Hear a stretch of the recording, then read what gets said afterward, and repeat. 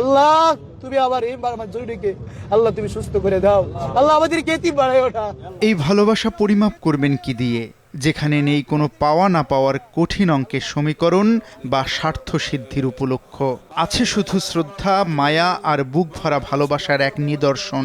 পরিমাপ করার মাপকাঠির সর্বোচ্চ চূড়াটাও ছাড়িয়ে যাবে এ ভালোবাসার কাছে। বেগম খালেদা জিয়া গুরুতর অসুস্থ হয়ে ইয়া আল্লাহ হাসপাতালে চিকিৎসাধীন আছেন। ইয়া আল্লাহ মেহেরবানি করে আপনি ওনাকে পরিপূর্ণ সুস্থতা নসিব করেন।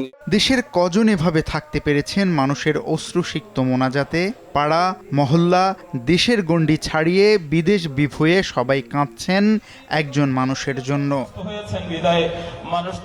সাবেক প্রধানমন্ত্রী বেগম খালেদা জিয়ার কারণে এভার কেয়ার হাসপাতাল পরিণত হয়েছে দেশের আবেগের কেন্দ্রস্থলে। উনি অনেক কষ্ট দুঃখে সুখে ছিলেন, এখন সামনে সুখের সময় উনি রাজনীতি করবেন, সকল মানুষকে, গরিব দুঃখী মানুষকে, মেহনতি মানুষের পাশে দাঁড়াবেন, খেদমত করবেন। এই সময় আল্লাহ তাআলা ওনাকে যেন সুস্থ করে দেন।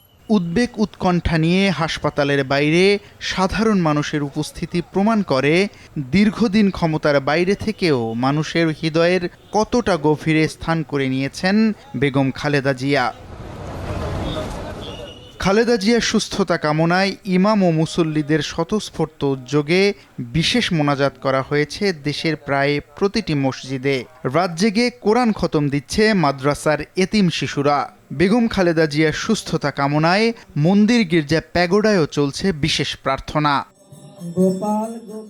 হিংসা প্রতিহিংসার রাজনীতিতে বেগম খালেদা জিয়াকে সব রাজনৈতিক দল মানছেন জাতীয় ঐক্য আর আপোষহীনতার প্রতীক হিসেবে। আল্লাহ বেগম খালেদা জিয়ার পরিপূর্ণ শেফায়ে কামেল আজেলা নসিব করে। রব্বুল আলামিন বেগম খালেদা জিয়াকে তুমি দ্রুত সময়ের মধ্যে সুস্থতার নিয়ামত দান করো আল্লাহ। এই মুহূর্তে পুরো জাতির দোয়ায় ডুবে থাকা বেগম খালেদা জিয়া কেবল একজন রাজনৈতিক নেত্রী নন, তিনি এক অনন্য মানসিক শক্তি, ইতিহাসের একটি অধ্যায় এবং কোটি মানুষের সাহসের বাতিঘর। এই সরকারের যদি লজ্জা থাকে তাহলে অবিলম্বে ক্ষমতা থেকে বিদায় নেবে। গভীর রাত, এই হাসপাতালেই চিকিৎসাধীন অবস্থায় আছেন বিএনপি চেয়ারপারসন এবং সাবেক 3 বারের প্রধানমন্ত্রী বেগম খালেদা জিয়া। শুধুমাত্র দলের নেতাকর্মী নয়, তিনি আছেন দেশ এবং দেশের গণ্ডি পেরিয়ে মানুষের প্রার্থনায়।